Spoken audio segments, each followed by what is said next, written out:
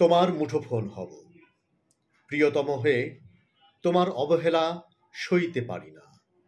কদিন আগেও তোমার বুকে যে ভালোবাসা ছিল, আবেগ ছিল, উষ্ণতা ছিল, অনুভূতির সুবাস ছিল, আজ সে অনুভূতির কোরকগুলো ম্রিয়মাণ। প্রিয়তম হয়ে তোমার অবহেলা সইতে পারি না। এর চেয়ে তোমার মুঠোফোন হয়ে থাকা ভালো। তোমার স্পর্শ, তোমার ঘ্রাণে মোহিত হব। তোমার কোমল বাহু জড়িয়ে থাকবে আমায়। তোমার স্পন্দনে স্পন্দিত হবে আমার হৃদয় ভূমি।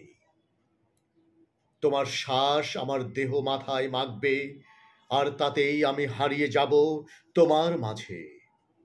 মুঠোফোনে দেখি কাছ থেকে ওষ্ঠের কম্পন, লজ্জায় লীন হয়ে যাওয়া মুখভঙ্গি, কানের লতিতে উষ্ণতা, শীতলতা, হতাশা, বেদনা, সুখানুভূতি, নাকে জমা সুখকণা। চট করে আমার দর্পণে নিজেকে সাজিয়ে নেয়া।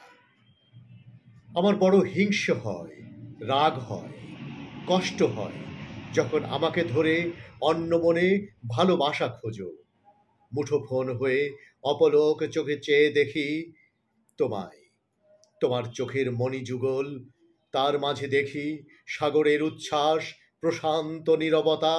তার মাঝে দেখি সাগরের উচ্ছ্বাস, প্রশান্ত নীরবতা, কুহেলিকার গহ্বর।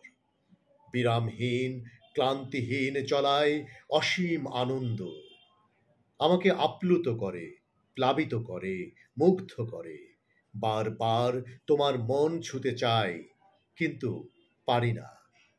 তবু এই যে তুমি আমার বাহু ধরে আছো, ঘুমে জাগরণে সঙ্গে রাখো, কাছে রাখো, কোলে, বুকে, পকেটে কিংবা শিয়রের পাশে। আহ, নরম কোমল স্পর্শ আমাকে উষ্ণ করে। তুমি বুঝো কিনা জানি না, শুধু মনে হয় তোমার প্রিয় মুঠোফোন হলেই ভালো হতো। মুঠোফোন ঘিরেই তোমার যত চিন্তা ভাবনা, যার কম্পনে সুর কল্লোলে জেগে ওঠো বারবার।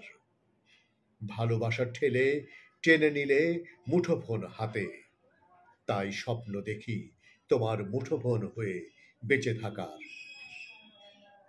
ভালোবাসা ঠেলে টেনে নিলে মুঠোফোন হাতে, তাই স্বপ্ন দেখি তোমার মুঠোফোন হয়ে বেঁচে থাকার। ধন্যবাদ আমাকে এতক্ষণ শোনার জন্য।